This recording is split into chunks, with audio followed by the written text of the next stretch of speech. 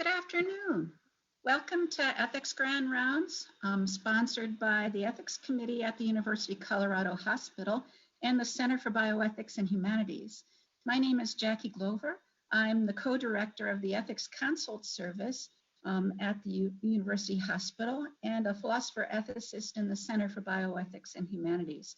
Today, we are very fortunate to have a very timely topic, ethical issues in COVID research during the pandemic and after. Oh, please, Lord, let there be an after soon, featuring Dr. Marilyn Coors, who is an associate professor in the Department of Psychiatry and a faculty at the Center for Bioethics and Humanities, and John Heldens, who is our director of the Colorado Multiple IRB. We have three objectives: to identify the ethical challenges for COVID research during the pandemic, describe processes in place to prioritize COVID research projects during the pandemic, and identify ethical issues in COVID research, emerging ethical issues. If you have, the speakers intend this to be the usual back and forth that really is part of our ethics grand rounds. So use the question and answer Q&A button if you have any questions or for our panelists, and indicate if you want me to interrupt them for a current question, and I'm sure they'll ask some questions and you respond with other questions, but we'll have plenty of time for Q&A. I just want to mention the next Ethics Grand Rounds is on June 11th at noon, same online format, featuring Drs. Sean Iwamoto and Dan Reardon, ethical issues in caring for transgender patients. So welcome all, and welcome to Dr. Coors and John Heldens.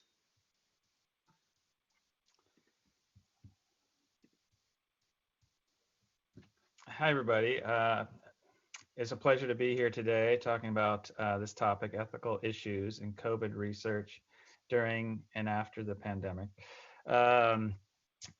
Before we get started, I want to take a minute to thank everyone, all of you on the front lines, taking care of our patients and through this pandemic. The nurses, the doctors, all the clinical staff. As you probably know, this is a piece of art on Colfax and Williams by a local artist. The learning objectives for today: identify ethical challenges for COVID research during this pandemic, describe processes in place to prioritize COVID research and projects during the pandemic, and identify ongoing ethical issues in COVID research. I want to take a moment to talk about a common phrase in the media these days, cutting the red tape. All we have to do is cut the red tape. And as the director of the IRB here at the university, I don't consider our work cutting red tape or red tape. So just some questions. Does cutting red tape mean sacrificing our ethics? No. Are ethics equated with bureaucracy? I certainly hope not. I know they're not here. And does responding to a pandemic mean ethics go out the window? Again, no. And science does matter.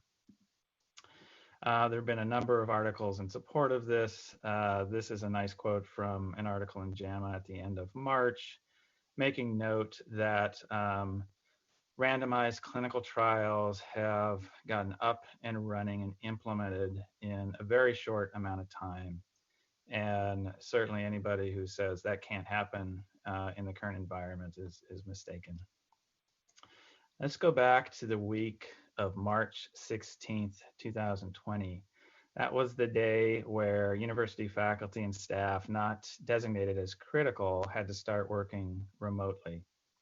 That week in particular, the university hospital was raising concerns about the growing number of proposed research studies related to COVID-19 and the challenges they could see they were starting to make on clinical workflows in the pandemic, personal protective equipment, and other scarce supplies such as nasal swabs.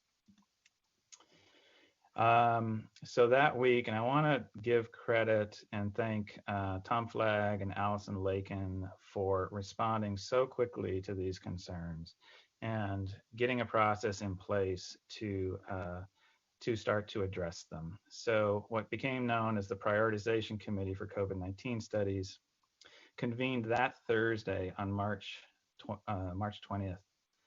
And to confront the challenges of a medical system that was already stressed, that the number of COVID-19 cases were expected to increase, that personal protective equipment was in short supply, and there would seem to be more proposed studies than could feasibly be opened concurrently.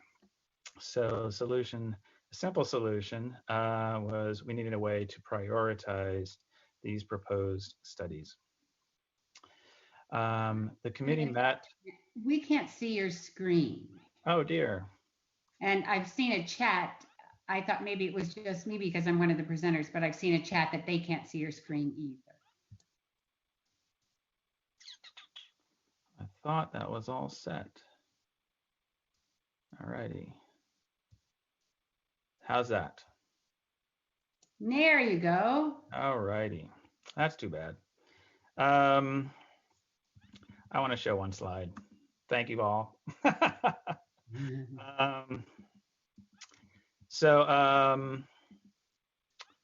Let's see. So the studies had to meet 3 criteria to proceed during this time. It must be targeted at COVID-19 with a strong preliminary data to support the project. They must limit the impact on the clinical environment. That is, they must be feasible. And the use of PPE must be in conjunction with clinical care. Again, that's a feasibility issue. You'll recall that the hospital had to limit the number of research staff present in the hospital. So these studies are mostly carried out by clinical staff.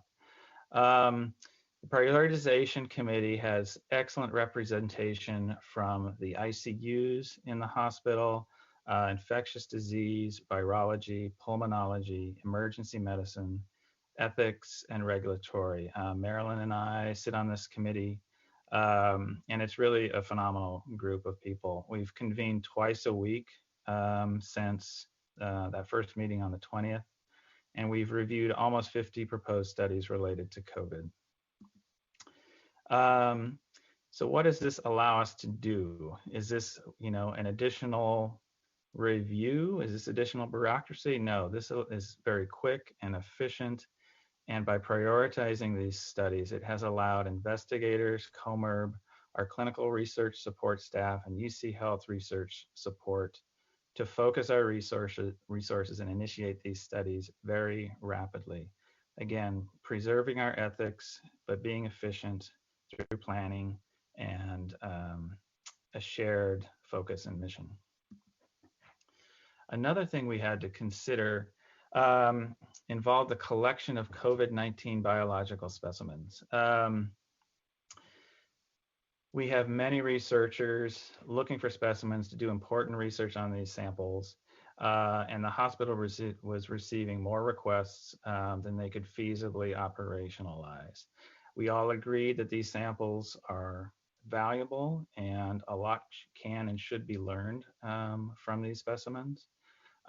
Here again, centralization was a solution to minimize the impact on clinical operations and personal protective equipment and clinical supplies, to collect these samples for research in a manner that was ethical and safe, maximize, I think, the care that our patients were getting, and make the samples available to research. What has COMERB done? As an IRB, we too we preserve our ethics. So we took a strategy of simply prioritizing review of COVID research and hold them to the same ethical standards as always. Does that mean we need to implement a new process to ask investigators to tell us that their study is about COVID and needs to be prioritized. No, we can do that ourselves internally. We can see what the studies are, and we have very excellent communications with our clinical support team and clinical research support team and the prioritization committee. We agreed that we could convene ad hoc IRB meetings if necessary. We have about 10 meetings a month as it is. So in point of fact, we've only had to convene one IRB meeting ad hoc. And I just want to thank the chairs and members and my own staff for being so supportive and flexible and making that happen. We've had a number of interesting challenges with informed consent. In the current pandemic, you might have limited access to the patient, him or herself. You won't have access to a proxy decision maker or an MDPOA. The paper itself, the paper form, has to be treated as contaminated if it's given to a patient with COVID. So, ethics and implementation, what have we done? Let's step back to the ethics of informed consent. There's two pieces. There's the process, there's the discussion. You give the subject some written material so they can read about the study for themselves. You discuss the study with the subject. You ask them if they have any questions. They ask you if any questions that they have. And then if they consent, they sign the consent form. So I would argue that the process, the discussion, the provision of the written information about the study, that's the ethical component of consent. And the signature is a legal requirement. It's important to be certain, but what it means in terms of ethics and prioritizing is that we want to preserve the consent process, and we can be a little more flexible with the signature. The consent process can still take place by phone or video, but it's still a process. The subject or the proxy has that consent form with them during the discussion. The signature, we can be flexible. We can obtain that signature through e-consent. We can email a consent form back and forth. Not all people have a scanner in their home nowadays, but simple and imperfect solutions such as using your smartphone to take a photo of the signature page and send that back to a researcher has been used, is allowed by the FDA. We can also involve witnesses in the phone consent process or the video consent process. So what's the purpose of a witness? There have been a lot of questions through my office. What is that witness doing? Is it really necessary? If you get consent traditionally face-to-face with a subject, you don't need a witness. So why do you need a witness if you're getting consent through video conference or phone? And sometimes you do and sometimes you don't. So what's the purpose? Is the witness there to ensure that the consent process, the consent was completely informed?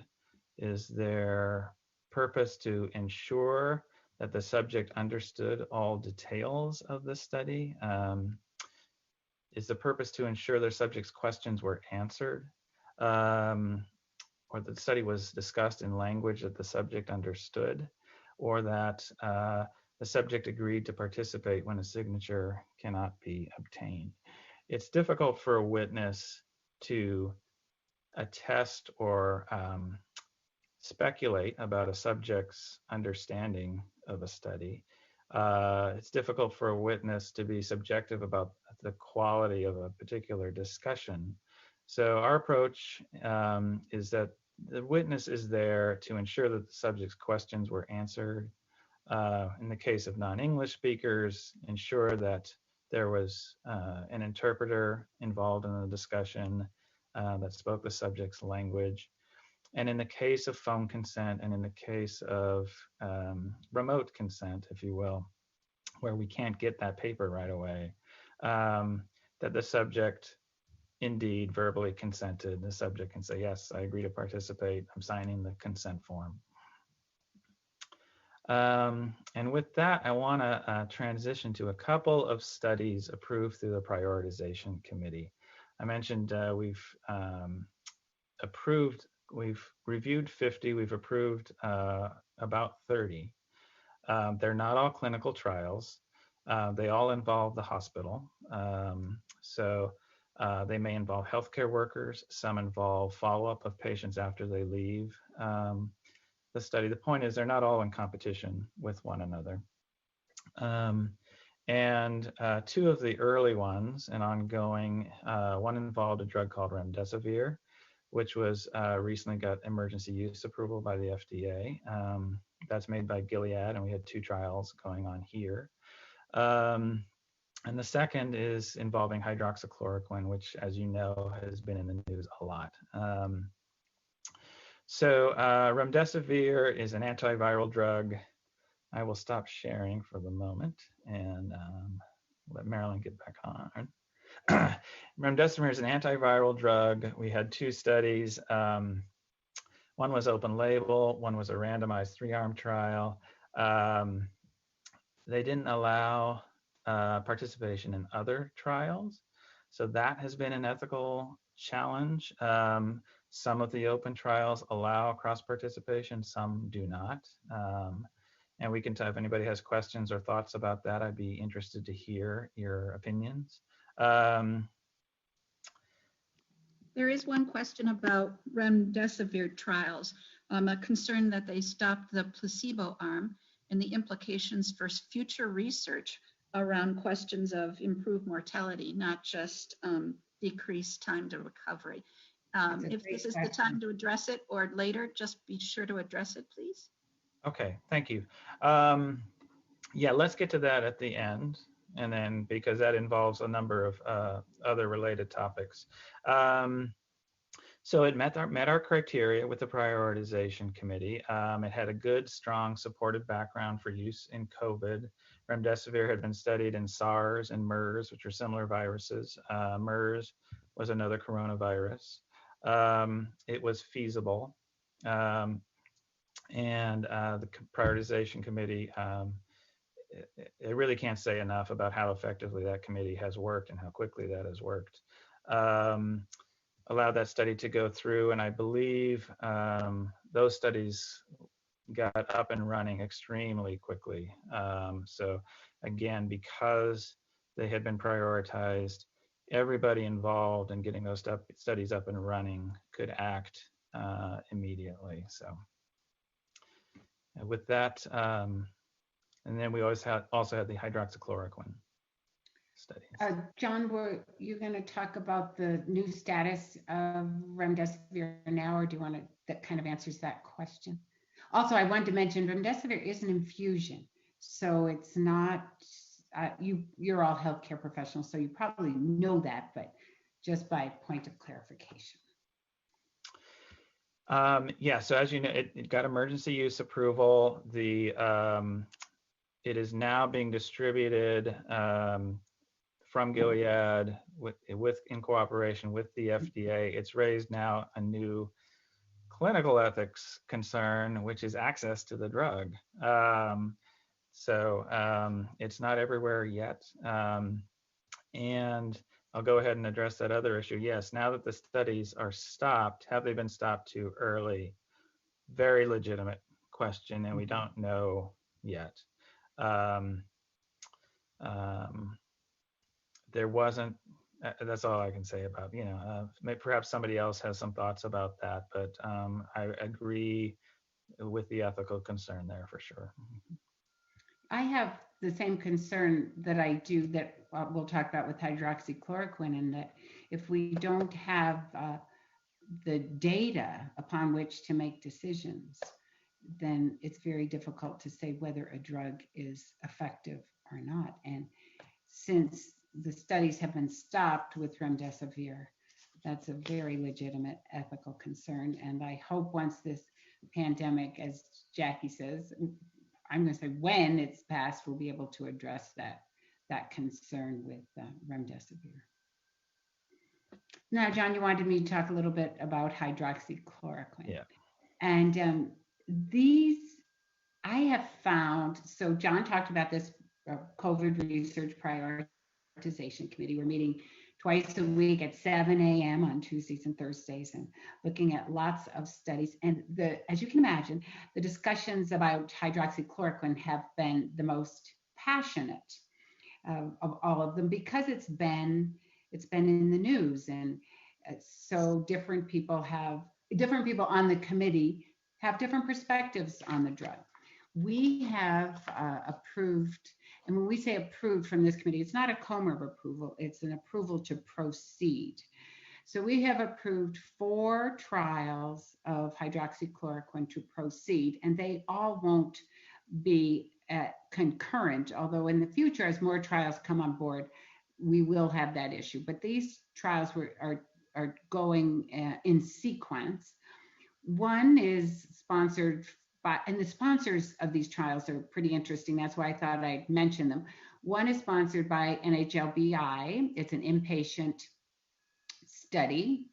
The consent is by the patient or the legally authorized representatives. And then the patient would be asked for consent when and if he or she regains decision-making capacity. And that looks at hydroxychloroquine versus a placebo. The second one, and I've just chosen these 4, I'm sure there are others, is sponsored by ACTG AIDS Clinical Trials Group. It is an outpatient study, and there the consent will be by phone. And that's looking at hydroxychloroquine plus azithromycin versus a placebo. So both of those are 2-arm trials. Then another study, TREAT Now, is sponsored by DoD funding. So you can see that many different branches are focusing their resources on clinical trials, which I find encouraging, that we'll find a drug to treat it. It may not be the ones that we're discussing. We're just giving you 2 examples. So the TREAT Now DoD trial is outpatient. Patients are enrolled from the ED and urgent care clinics within the system. It again is a phone consent. Now this one is a 3-arm study with hydroxychloroquine versus lopinavir or ritonavir. Those are HIV drugs or antiviral HIV drugs versus a placebo. And then to be a little bit more diverse, Novartis has a study which we have approved to proceed. Then, of course, they have to go through COMERB as well. That is with moderate to severe COVID inpatients. And it's looking at hydroxychloroquine plus azithromycin versus hydroxychloroquine alone versus a placebo. And that is consent by patient, and it can be done by the patient without an LAR because that study excludes critically ill or ventilator patients. So the diversity among those studies I find interesting. So our discussions were thorough. We focused first on safety. Once we determined feasibility, that it was feasible, that it didn't cause an impact on PPE or the clinical environment, and it was directly related to COVID, our 3 foundational principles, then we started talking about safety, which is an ethical issue with which I always begin in the analysis of any research. And the issue with hydroxychloroquine is QT prolongation in a few patients who are predisposed to it or have a record of heart disease. And that if you have the QT prolongation condition, the hydroxy can cause arrhythmia, which could lead to death. So several studies, the outpatient studies in particular, were held up for those concerns. And the local PI of that study did, I think, addressed those concerns and mitigated that safety concern as well as could possibly be done. First of all, they excluded the population in which those events typically occur. They did more screening to help identify patients with potential heart conditions.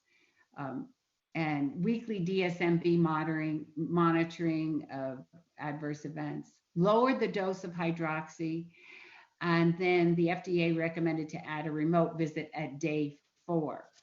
So with those stipulations and changes to the protocol, about half of us felt very comfortable with it, and there were still others that voiced safety concerns because there were no baseline EKG. So that was an interesting discussion. And again, as I said with the remdesivir, personally, I and others on the committee felt like, especially with all of the hype that's been going on in the media and the different backs and forths and the different reports from small trials in other countries, we felt that it was more than half of us felt that it was really important to have these data of these medicines versus placebo. And we can talk about placebo in the Q&A because that's always difficult for ethics with preventing the patient from trying the drug. In this case, there's no standard of care, so it is ethical, but it's still hard. And we talked about numbers of days. Some of these hydroxy studies are 5 days on the medicine, and then if it's you can go on the medicine, those who are on placebo. Some are 14 days, so that was another consideration. So I hope I've explained to you a little bit about how our discussions went around that drug. Are these multi-institutional studies or just here? Yes, multi-institutional studies. Great. Both of these. Mm-hmm. Both of them. I have 2 other questions. Maybe one more straightforward and easy than the other. Oh, good. I'll let John take the hard one. Okay. Regarding remdesivir, severe cases administered after cytokine storming or used early on. Some studies, that's the straightforward question about remdesivir. How sick? We had one study for severe cases and one study for moderate cases. And the study for severe cases closed early, or paused early, I should say. But we had both options. And I know that we were accruing more in the severe study than we were in the moderate study. Can I answer the other question too? Sure. You may not want to. Does prioritization mean that studies in other areas got held up or even unduly delayed? And is that ethical? And that's a good question. And the answer is yes and no. I don't want to imply that all research came to a screeching halt at the university. It did not. There are plenty of studies involving direct clinical benefit to the subject, or the presumption of direct benefit to the assumption, that have continued through the pandemic and can continue. So oncology studies, neurology studies, those are still going on. But if the study was really more strongly on the research side and didn't involve, for example, direct benefit to the subject, those studies, I think, largely have paused and halted. And there are consequences to that. We don't learn as quickly, and those studies are important, but they're not feasible right now because of the shortage of PPE, because of limitations on staff that can be in the hospital. So what we do is we'll try to get those back up and running as quickly as we can.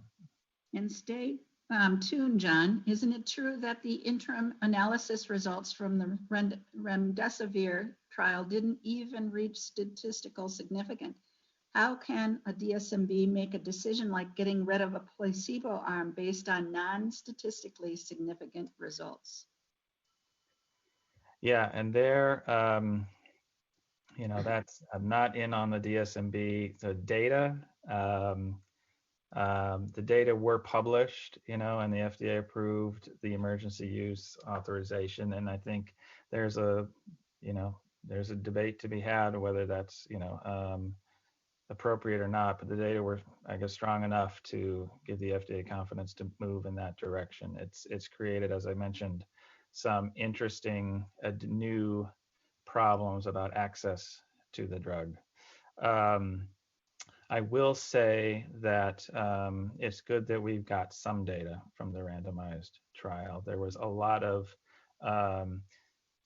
uncontrolled, unstudied use of hydroxychloroquine throughout the country as that was being administered clinically. And I think that raises the same ethical issue. We're not learning anything. Does it really work? And we're finding the same sort of things in publication there. It's dubious. Yeah. One question from me and another question from a participant. Is remdesivir only, now it's off study, so it's available to everyone. How are we, and maybe this is beyond the scope of this conversation, there could be shortages of remdesivir. There are shortages of remdesivir.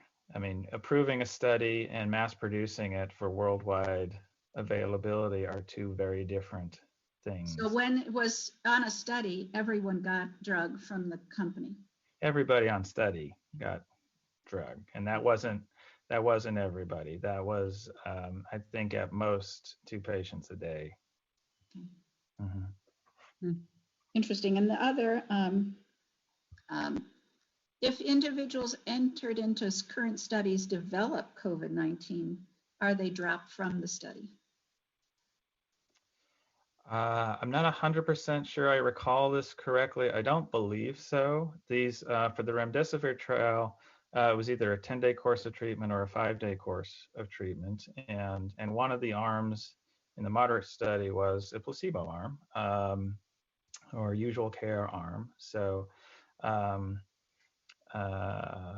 don't recall the exact criteria about when they were taken off study or their participation was completed. Mm-hmm. And the final question, I didn't hear any prevention studies, but this participant wondered about a new medication from Madagascar that helps prevent COVID.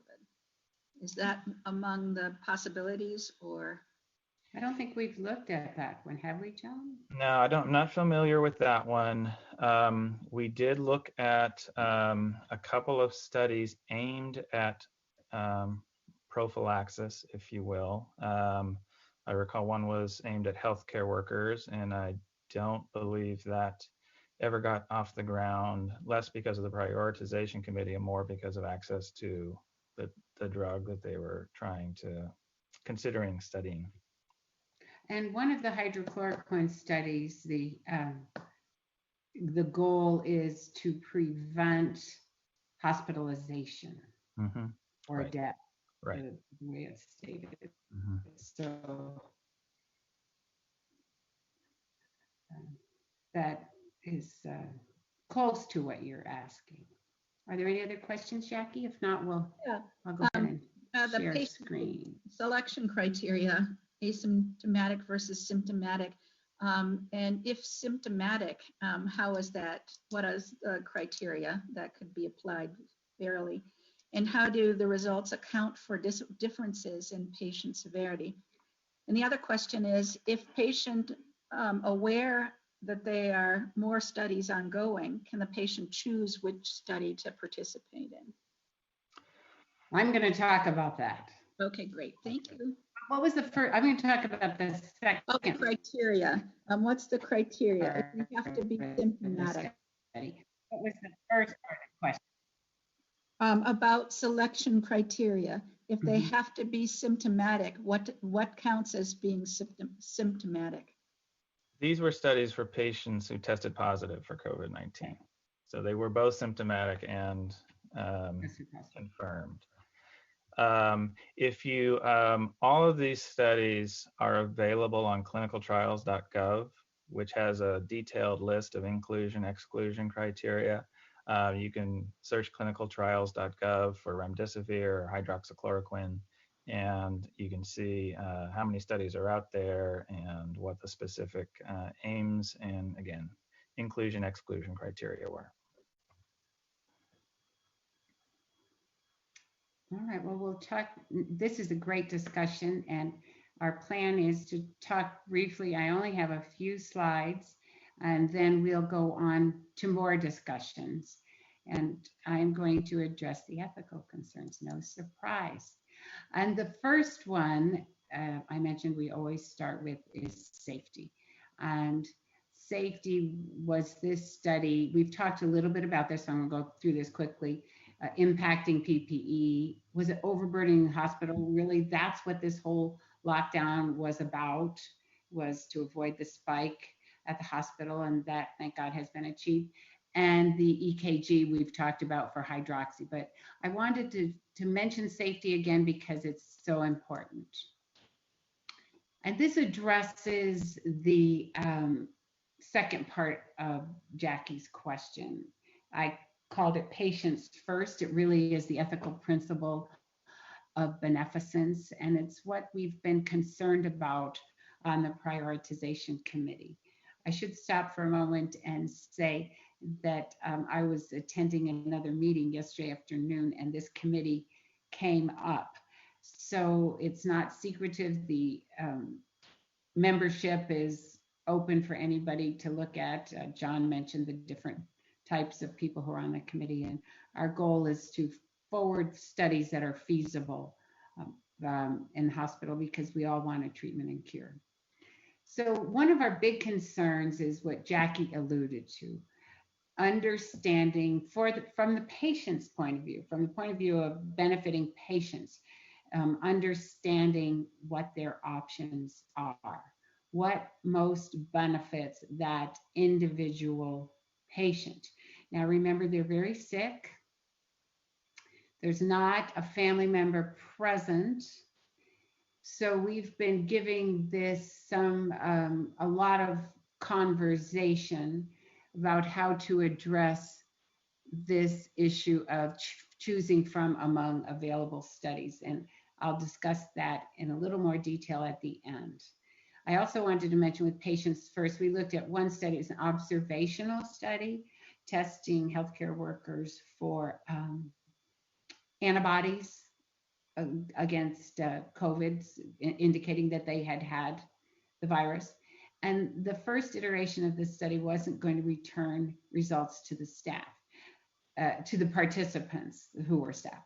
And our committee said, you know, they've made a wonderful contribution to science, and we felt it was in their best interest to benefit the patients first and return those results. And so that study was amended to return results, and we were very pleased with that.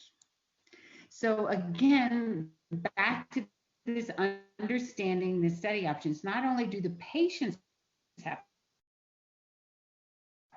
to understand their options, but the clinicians have to understand their options. The clinician awareness has to understand what's going on, what studies are available, what are the inclusion criteria, what are the exclusion criteria, and be able to look at the overlapping studies. And this picture, and right now we have a paper list, just like you see here in this picture, that is succinct and outlines the studies that are available, the active studies that are approved and available, from which the physicians and the team can choose for the patient. There are a few overlapping studies now that will become more of an issue as time progresses, but that's another one of our goals of the prioritization committee, is to eliminate that causing great confusion or competition. But all of us are very concerned about how to deal with this to help doctors and study coordinators, and to benefit patients, to give them the most potential benefit that is possible, and still advance science in this area. Another ethical issue we've looked at on the committee is the issue of justice. Some studies exclude pregnant or nursing women. We're always concerned, and I should say we haven't seen any of this yet. Remember, we're still in the very early stages of COVID research, but persons with disabilities, underlying conditions, age, ethnicity, and ethnicity could be cultural ethnicity, inherited ethnicity, or language differences. One of the studies includes patients with who speak all different kinds of languages other than Spanish or English. And, one wonders, that's a wonderful inclusion, but is it possible to operationalize? Does a hospital have the resources to do that? And then, of course, access to healthcare and genotype. There's some discussion about looking at genes and determining which genotypes are most likely to benefit and which are not. So all of these issues could be justice or fairness issues. And if any of you have others that we should add to this growing list, please send them to Jackie. So I thought we would end with this issue that you brought up and I've been focusing on at this point of competing trials. Because once we established our ground rules, if you will, for the prioritization committee, when people, and as I said, there's been some interest in this committee, want to know how are we making these decisions, we can say just what we've said to you several times here before: PPE, clinical environment, feasibility, linkage to COVID. And the people go, yeah, I get that. And so as we now move into starting to think about elements for prioritization, we're thinking a lot about that. I would like to summarize very briefly this article listed below: when clinical trials compete, in the Journal of Medical Ethics. It's a little bit old, it's 2017, but they contended that it is unethical to not prioritize trials because the competition among them can lead to a failure to complete any trials, which puts patients exposed to unjustified risks and doesn't really advance generalizable knowledge. The authors argued that it is ethical to prioritize. It can be fair to patients, investigators, funders, to limit the numbers of studies if demand for study participants exceeds supply or is burdensome. Now, we should emphasize that right now unfortunately, we have lots and lots of sick patients with the virus. So the numbers of potential participants are not limited. But as that, we hope, begins to decline, this could become a further issue. And these authors argue that some studies could compete first. They raise the question of which patient how should you decide to whom to offer enrollment? Should you disclose all the open trials to every patient? Should you leave the choice to clinicians based on therapeutic potential and have just the clinicians make that choice? Should you randomize procedures? And they found none of those ethical or optimizing the ethical aspect of this. They found prioritization to limit the numbers based on foundational guidelines, but they didn't go so far as to offer what they felt this group of authors felt would be those guidelines. And that's the task for us and our committee, is to determine, as we did when we started, now to expand those foundational principles to help clinicians and patients and help us prioritize, or there'll be another group that will prioritize those studies as well, so that we can benefit patients. We've started a little bit. One of our goals is to have a succinct list of studies that are active, that is short, descriptive, that don't take much bandwidth for the clinicians, and can be explained easily to patients. That, as I said, has been begun. And the second is to encourage collaboration between the treating team and the study team, and that too has begun. But this study will be going on a long time. I mean, the study of COVID will be going on a long time. And so we hope to be more succinct and to establish those guidelines that we can share with investigators who are wondering, so from where did this priority come? How did you decide this? So that's where our work has proceeded to, along with continuing to review studies based on the principles that we have delineated here before. So with that, I thought we would take some more of your interesting questions. All right, we have 4 in the lineup. First question, any advice regarding IRB processes for COVID-related social science research, especially among vulnerable populations like people who are experiencing homelessness? John, you're on mute. Prioritization committee was just looking at clinical research in the hospital. So social behavioral research still comes into COMERB, as it always has. We have been reviewing those studies, and there are, I think there have to be over 100 COVID-related studies as of now that have come in and through COMERB. Many of them are feasible. Doing face-to-face interviews, focus groups, obviously right now is ill-advised, but there is a lot of social behavioral research that can be accomplished through online surveys or Zoom interviews. So much of that continues. Yeah, I hope that answers the question, but we still see plenty of those coming through. Okay. What is the role requirement for COVID testing in diagnosis of the disease, which implicates your ability to research it?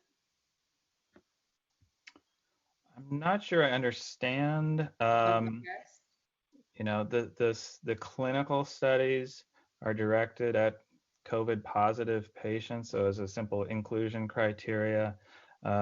There's that. I think there was another question about symptoms. You know, I don't think we have a study yet that's just treating people based on symptoms, but not confirmed testing of the virus. I was taking that question to mean that there's false negatives, and how many tests to make sure they really have COVID? And symptoms do improve the reliability of the test, is my understanding. Most of these are inpatient studies, so they are at the hospital because they do have symptoms. Or they wouldn't. Yeah, and I actually can't speak to which COVID test is being used at the hospital. And right now, I think there are about 80 approved in the country by the FDA. So, yeah. So this is a very important question. If it is basically known that a whole family contacted the virus using the various symptoms and resolution over 2 weeks, and they are not tested, is it not ethically compelling to study them for antibodies for convalescent plasma? That was one of the other studies we were going to talk about. We do have a convalescent plasma study that has already begun. And so, yes, if they would volunteer, this is to donate their plasma. There's some indication that it can be very clinically beneficial, and it is being studied now, so that we'll have the real data on that. So yes, if they want to be altruistic and donate their plasma. Here's a 2-parter. If there's a second surge coming, will your committee do anything differently? That's the first part of the question. And have you learned anything? It's just in the beginning stages, but have you learned anything, kind of take-home lessons from COVID research that you can share at this time? So if the prioritization committee will respond to hospital capacity. So if there's a surge, the committee is established. We can continue to do what we've done. There are separate committees and groups looking at what's necessary to open more research and at what rate and of what variety. In terms of what we've learned, so one of the interesting things to me involves e-consent, and this has been, a desire for a number of our researchers for a long time, and we've made a good progress, but there's, I think the current pandemic has helped us all focus and move a little more quickly, and we've made some good advancements getting more e-consent infrastructure in place. So, and there's a lot of parallel efforts within the university of different technologies to use. So that will help all research going forward. Mm-hmm. And are there studies ongoing? One of the things that I've learned is that, not unlike ethics committees, but when you get a group of experts from diverse fields together, it has been impressive how efficiently and quickly and while still being in depth and very aware of the ethical implications of all of this, how quickly and how well that can proceed. And sometimes we as ethicists are treated in a way that we don't want to be, kind of on the sidelines. And this committee has been very interested and very responsive to the ethical issues. So it has been a privilege to participate in this most of us didn't know, well, maybe John knew more of them. I didn't know many of them before we began. So working together to benefit people and get some answers to these scientific questions and be very serious about the science and the ethics is what I've learned from them. Two comments expressing skepticism about the use of the testing, the 80 tests that have been approved, pointing out that one woman from Wuhan had 9 negative tests on PCR. And so why don't we just use symptoms is the point, the comment. Mm-hmm. One question, are there studies ongoing or proposed to study the effect of anticoagulation to counter the thrombotic events in COVID? Yeah, we have one study specifically of that, and I believe there's a second study taking a slightly different approach coming. We have one study involving TPA at the university in Denver Health, and another study on its way. So yes, that too is being studied. Mm-hmm. One comment in support of studying genetic predisposition. Yes. Any other questions or comments? Don't be shy.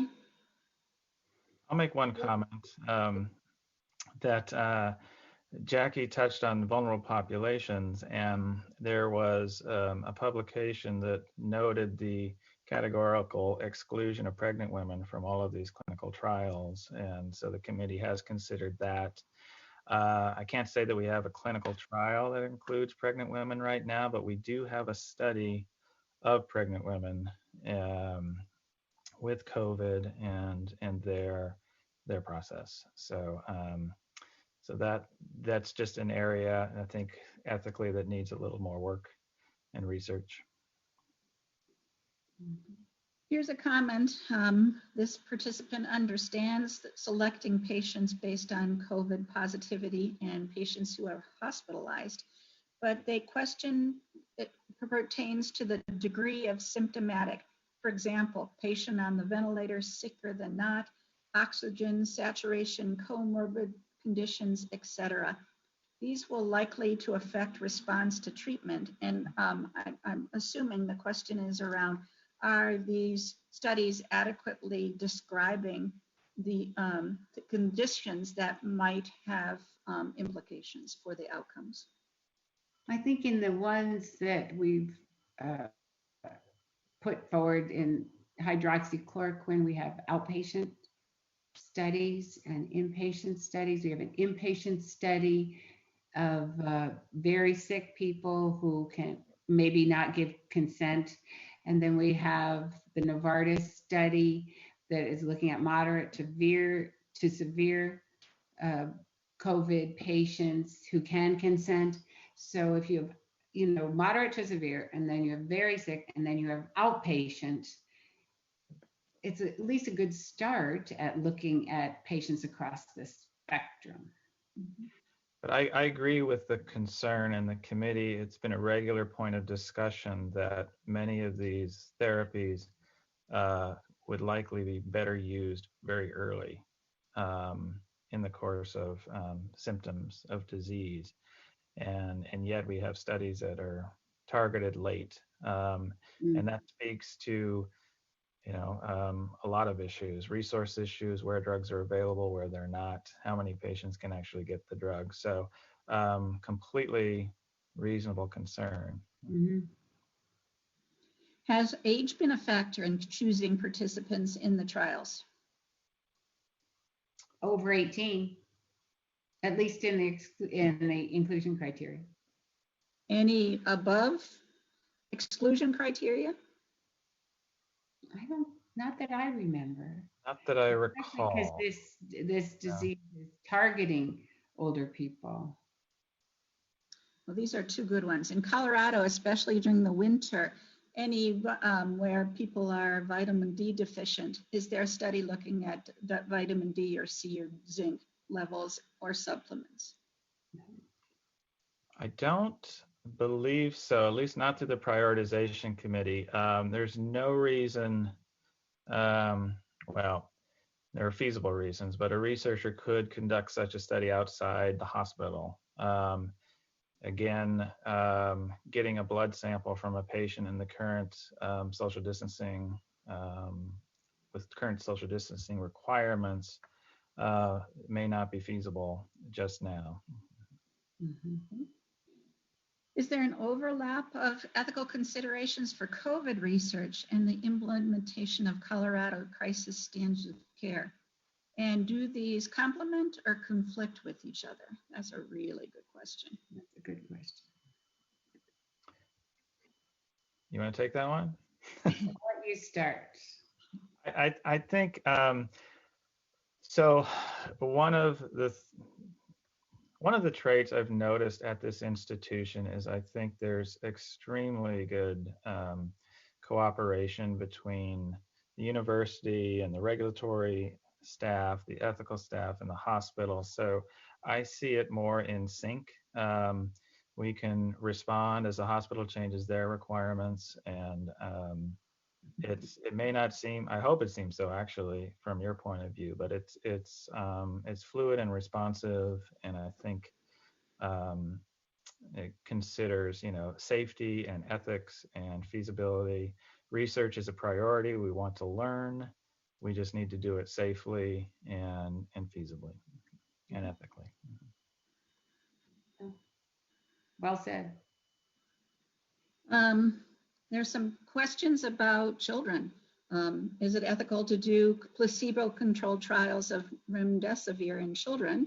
We'll end with that question. So I don't. That's theoretical in that we don't have a vaccine yet, but it needs to be addressed because we're all hopeful that we will in the near future. This was remdesivir. Oh, I thought you said vaccine. Yeah. So the ethical argument for doing a placebo-controlled trial is to learn, and it's in my mind the same ethical argument for adults and children. there's an assumption that the drug works, and that's simply not true much of the time. And so we have to do the randomized trials to learn. And it's a little more feasible to do that with these drugs because there is no standard of care, as we've mentioned before. Yeah, it's we don't know. A particular challenge, right? In that some of these therapies are in the news quite a lot, and there's a more than usual situation where patients come into the hospital expecting that a particular drug works only because they've heard about it in the news. And that's part of why we chose these two drugs to talk about rather than some of the other ones that are much less well known, because these are the ones that are in the news. So I want to thank Dr. Kors and John Heldens for their insightful comments and the participants for their insightful questions.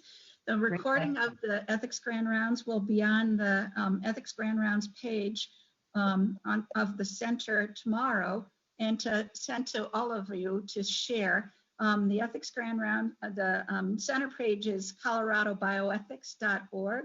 And if you are wanting CME credits for participating in this wonderful Ethics Grand Rounds, do email, send an email to susan.clifford@uchealth.org. And we'll put that information into the email sent to you that includes the Ethics Grand Rounds. Be sure to join us next month, Thursday, June 11th, Thursday, June 11th, for ethical issues in caring for transgender patients. Thank you all very much. Thank you, Jackie. Thank you, Jackie. Thank you all. Take care.